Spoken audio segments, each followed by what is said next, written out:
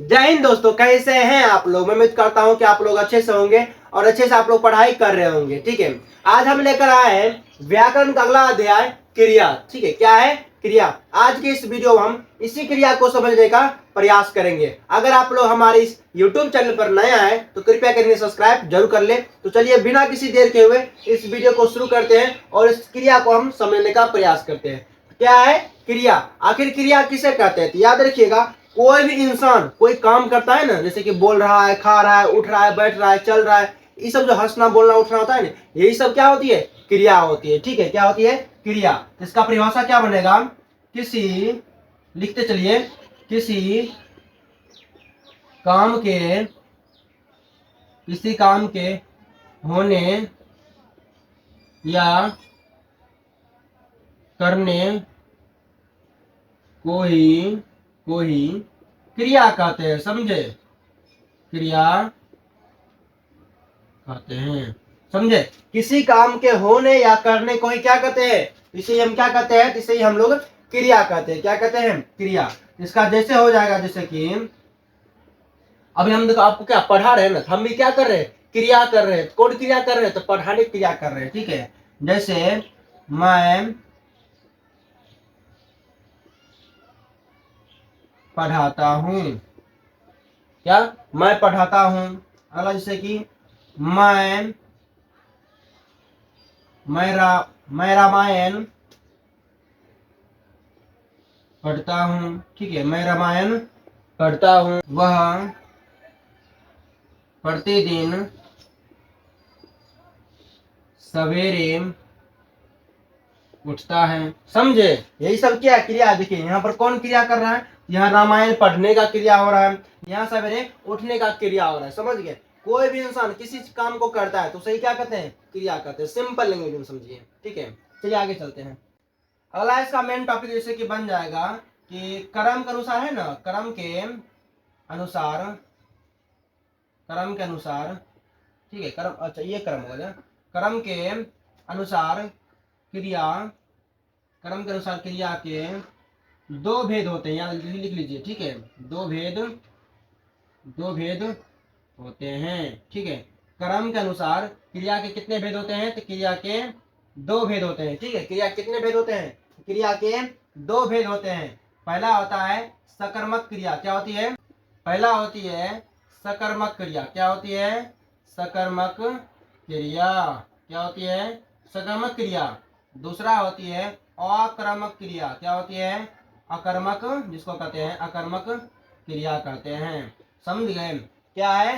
क्या थी? कर्म के अनुसार कर्म के अनुसार क्या क्रिया के कितने भेद हैं? तो क्रिया के दो भेद है। कितने भेद हैं? दो भेद हैं। पहला है सकर्मक क्रिया, उसके बाद होता है अकर्मक क्रिया। समझ गए? सकर्मक क्रिया और अकर्मक क्रिया। अब चलिए इसके, है ना, इस सकर्मक क्रिया और अकर्मक क्रिया क्या होती है, इनको समझते हैं, तभी तो हम इसके बारे में जानेंगे। क्या कि है ना, बहुत सारा अच्छा खासा प्रश्न इससे बनता है। ठीक है, परीक्षा में। जैसे क्या है सकर्मक क्रिया? सकर्मक क्रिया किसे कहते हैं? तो याद रखिएगा, कोई भी ऐसा शब्द है ना, कोई भी ऐसा वाक्य है जो पूरा हो। क्या? कोई भी ऐसा वाक्य हो, क्या हो? पूरा हो, तो उसे क्या कहते हैं? सकर्मक कहते हैं। जैसे कि मान लीजिए कि मैं हिंदी व्याकरण पढ़ा रहा हूँ, तो मैं जो हूँ क्या कर रहा हूँ? हिंदी व्याकरण पढ़ा रहा हूँ। ये पूरा सेंटेंस है। हम क्या कर रहे हैं? तो हिंदी व्याकरण हम पढ़ा रहे हैं। लेकिन इसी में कहेगा कि मैं काम कर रहा हूँ। कौन काम कर रहा हूँ नहीं पता, बस मैं काम कर रहा हूँ। ठीक है, तो आ जाएगा अकर्मक, जो कि हम आगे बताएंगे। ठीक है, यहाँ क्या है? सकर्मक। यहाँ जो सकर्मक है, सकर्मक किसे कहते हैं? याद रखिएगा, कोई भी ऐसा वाक्य है जो पूरा हो। ठीक है, कोई वाक्य हो जो क्या पूरा है, उसे क्या कहते हैं? सकर्मक कहते हैं। ठीक है, जिसका पूरा अर्थ निकले। क्या लिख सकते हैं? यह पूरा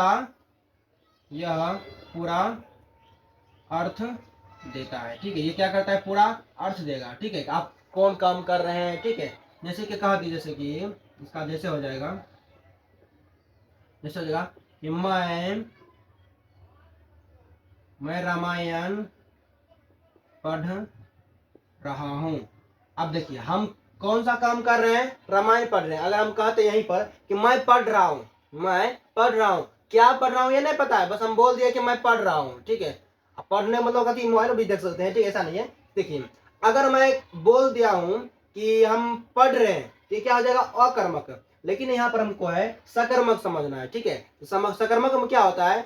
याद रखिएगा, कोई भी हम जैसे काम करते हैं तो उसमें पूरा वाक्य बोलते हैं, ठीक है। हम कौन काम कर रहे हैं अगर इसके साथ अगर बताते हैं तो उसे क्या कहते हैं, सकर्मक कहते हैं। जैसे कि मैं रामायण पढ़ रहा हूँ, ठीक है, मैं रामायण पढ़ रहा हूँ।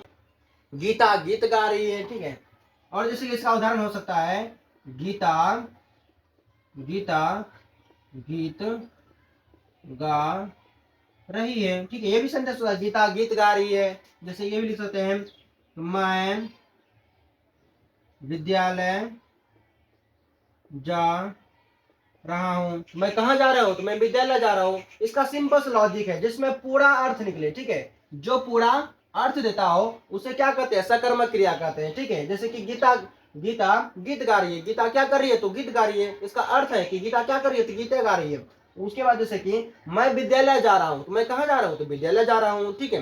अगर कोई प्रश्न है, ठीक है, जैसे कि मैं कहाँ जा रहा हूँ, और प्रश्न के साथ साथ अगर वाक्य भी आंसर दे दिया गया है, नहीं मैं विद्यालय जा रहा हूँ, या मैं गीत गा रहा हूँ, या फिर मैं रामायण पढ़ रहा हूँ, अगर आंसर भी दे दिया है तो उसे कहते हैं सकर्मक क्रिया। समझ गए, जैसे कि मैं विद्यालय जा रहा हूँ, ठीक है, ये क्या है, ये है सकर्मक क्रिया, ठीक है। चलिए आगे चलते हैं अकर्मक क्रिया की ओर।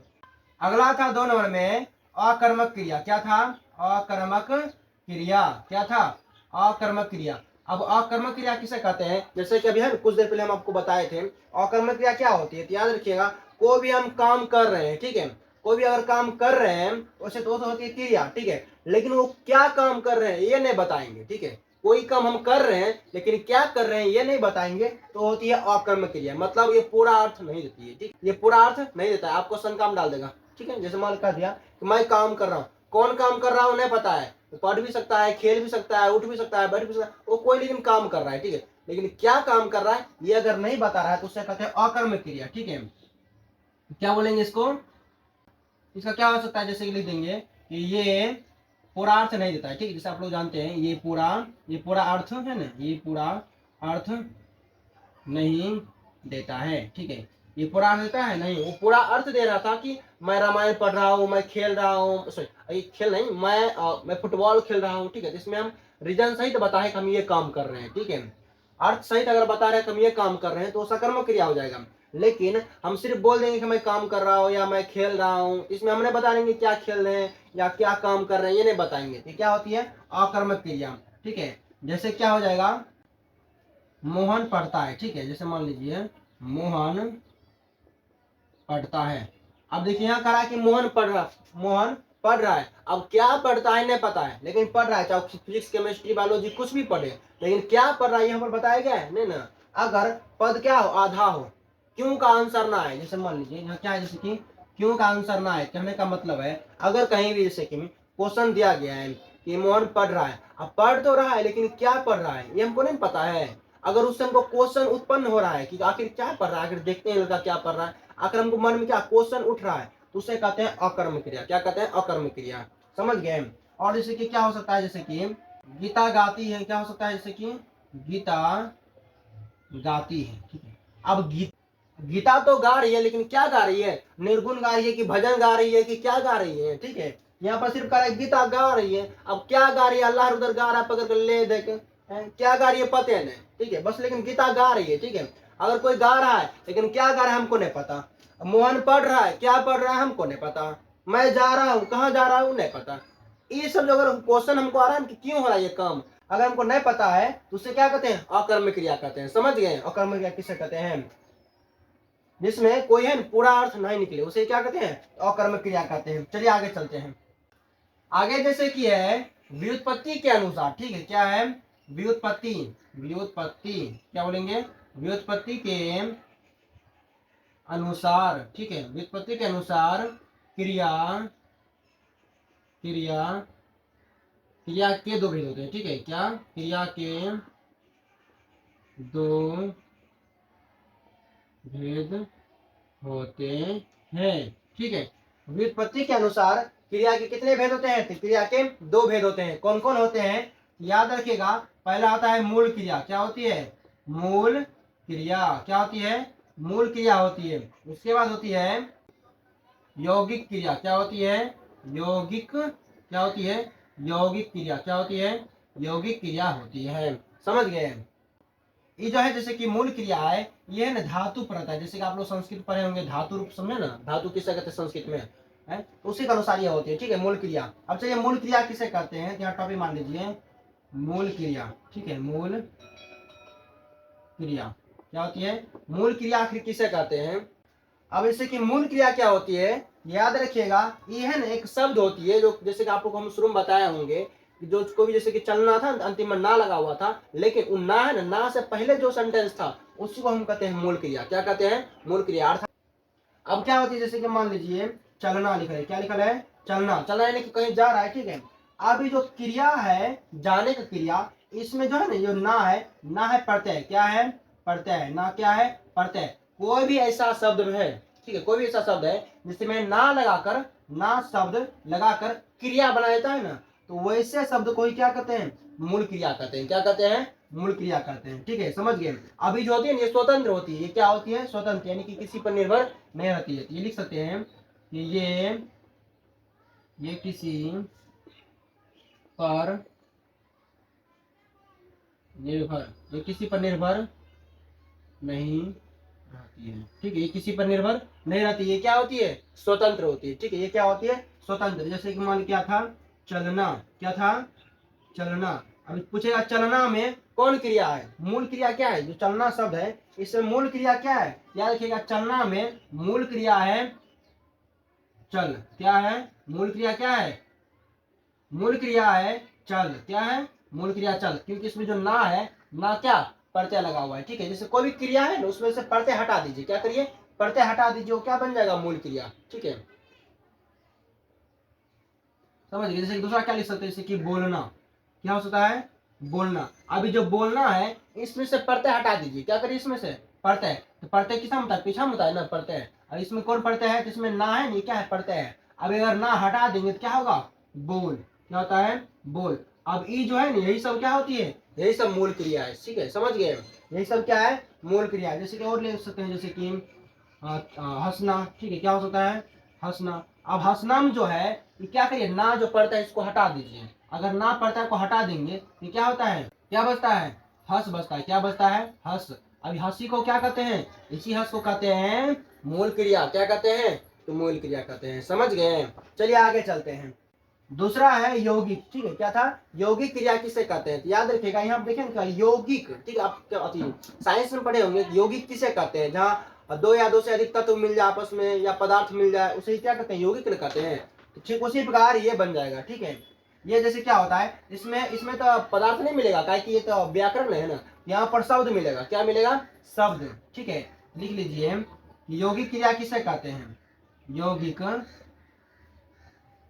यौगिक, यौगिक क्रिया, ठीक है, यौगिक क्रिया किसे कहते हैं, इसमें, ठीक है, लिख लीजिए, इसमें दो या